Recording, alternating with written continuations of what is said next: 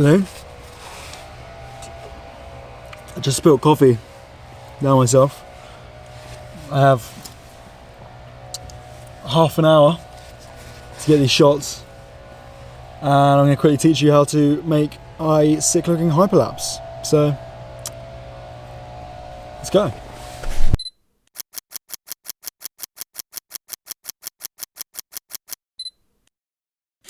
Okay, so as you can probably hear, there's some lawnmower going off over there, and that's really annoying. There's a car coming. That was a tractor. So yeah, quick energy boost, apple pie and a coffee. And then we're gonna do this.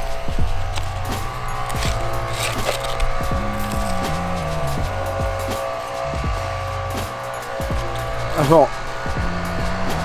So good though. I'm literally balancing you on an acorn because I haven't got my GORRILAPOD.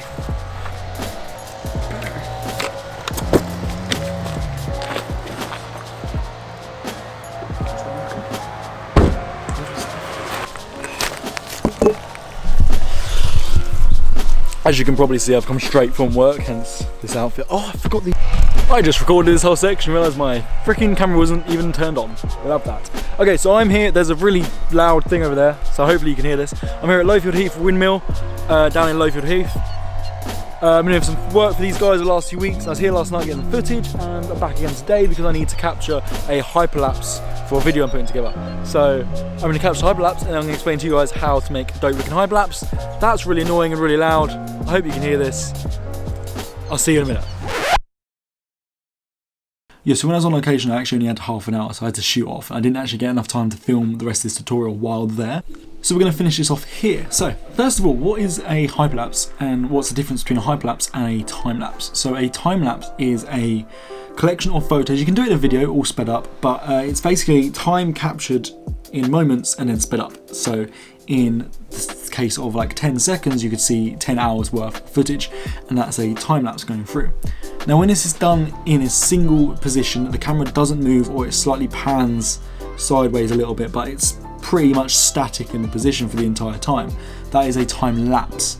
So a hyperlapse is where the camera is moving and the subject is therefore changing, or for example of the windmill, I kept the windmill as the sole subject of the hyperlapse, but the camera was moving around the windmill.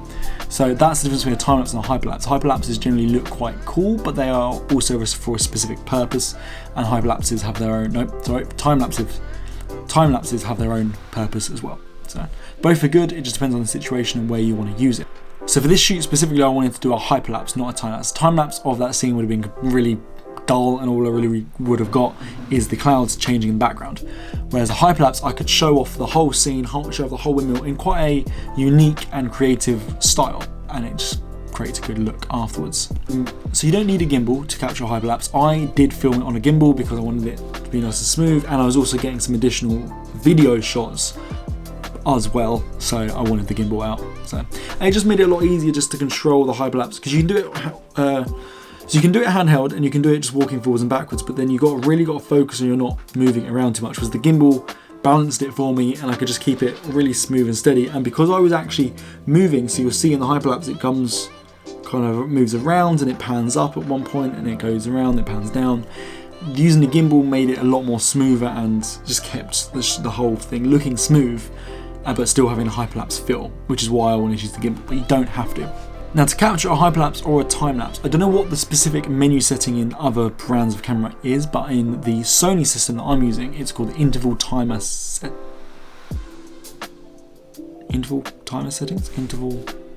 Interval shooting? Okay, so it's called the interval shooting function. So that is how you use time-lapse, and in here you can go in and you can adjust you can turn it on, you can choose how long after you press the shutter that this is going to start doing it, how often it's going to take a photo, and how many photos you want it to take. And you can also change the autofocus settings and how aggressive you want the autofocus to be working. So I always have the autofocus set to mid. As my default, I have 400 shots on there because that's usually plenty enough. Bump it up more if I'm doing sunrise or something like that, just in case I don't want to miss any part of it. The time between photos is completely depending on the situation and what you want. So for this hyperlapse, I set it as 1 second between each photo, which was roughly enough for me to take a step forward, or a couple of steps forward as I was going. I left it on 400 for this one as well because I knew that would be too much, but you can stop it halfway through. And I also set it to set after 1 second after I press the button, so because I didn't need to like get into frame or anything like that. Turn that function on, let it start running, and then I held the gimbal nice and tight to me, and then slowly made my way down the path that I wanted to take, around the windmill, panning up and panning down as and when I needed to, and then eventually I actually went around the windmill and then back again, which had to do the whole route walking backwards, which was fun. In retrospect, I probably could have just like spliced it so that I included the frames that I used to get there. I then end up putting back in for a start, but in the moment I suddenly decided I was going to do this, so I just carried on walking backwards. So once you get into a timer setting going, you just need to then make your hyperlapse. You need to walk the route that you're going to take, if you're keeping something specific in focus, then you need to make sure that's always in frame and always where you want it to be, and yeah, just do the hyperlapse. So it probably took me about 2 or 3 minutes of walking to capture it, and then that's going to condense down into maybe 10 seconds. I'll see exactly when I put it in Premiere Pro, but yeah, so that is a hyperlapse. Effectively, time is now 2 or 3 minutes of time compressed into roughly 10 seconds. So once you're back at your computer and you've got your hyperlapse, what you want to do, because you're doing these in individual photos, you want to go into Lightroom and you want to edit the photos. So I've put on a nice little edit. It's a bit of a faded sort of autumnal edit onto these photos, and then you just want to run that. Literally, I just edited the first one, sunk the edit across the bunch of photos, and then you just want to keep making sure as you click through them that it has created the correct effect on the photos that you wanted it to, because obviously your starting photo is very different to your halfway through photo. But I've gone through this. These are all absolutely fine. They look really good, and if you want to final check, yeah, the sun setting in the background there just looks dope. So then once you've done all your edits and you've sunk it across the whole batch of photos, you need to export them out of Lightroom, and then we're going to go into Premiere Pro. So now we're in Premiere Pro, you just want to drag and drop in your photos. They're going to import, and it's going to take a minute. While they're importing, go down below, hit subscribe, hit thumbs up, do your boy a favour. Just flush back. Okay. There. Okay, once they're all loaded in, you'll have them all selected in your project bin here. You're going to right click, speed duration, and we're going to bring that straight away down. And as a starting point, I'm probably going to put them onto like 6. And then drag them all onto your timeline there. And hit play. Now that's already over 30 seconds. Now I want this to be 10. So we're going to select all the photos, right click, and we're going to nest them and call it Hyperlapse. We're going to right click, speed duration, and then we're going to speed up to where I want it. 400 is 9 seconds. And then this is where my laptop really struggles to play back at such a speed. So what I'm just going to do is render that out. While it's rendering, this is your additional time to go down below and subscribe and hit the thumbs up if you didn't do it the first time.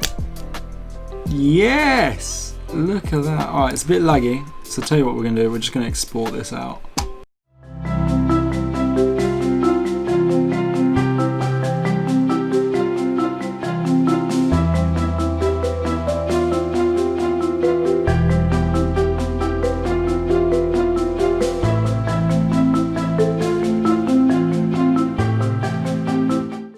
Okay, sweet, so I've just watched it back. You guys will have just seen it in the video, and it came out perfect, in my opinion. The end bit's a bit quick. I think walking back from the windmill, I might slow down them frames a little bit, just a little bit, just to slow that end bit down a bit, because that did happen a bit quick. I might slow down the whole overall time lapse, but that is the general gist of how you can put together a hyperlapse really easy, really quickly, and it just looks dope. It's just such a cool effect because I can't explain it. It just looks really cool. So yeah, there's definitely a time and place for using it. This is a time and place that I want to use this. I want to get one of these for this project, and it looks sick in my opinion. So that's it from this video. If you learned something, if you liked it, if it interested you, whatever, just drop a thumbs up down below. It does massively help me out.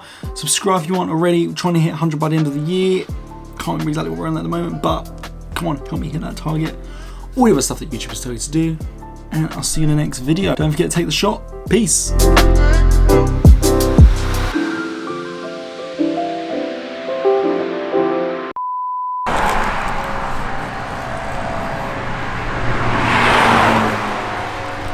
I think this might be too loud to do a tutorial.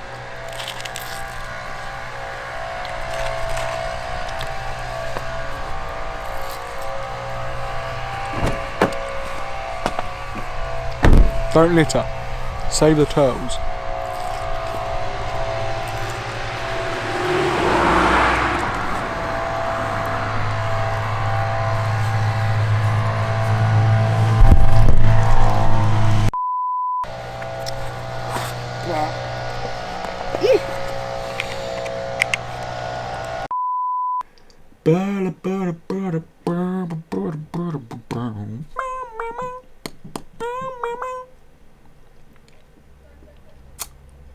God damn, my computer is slow.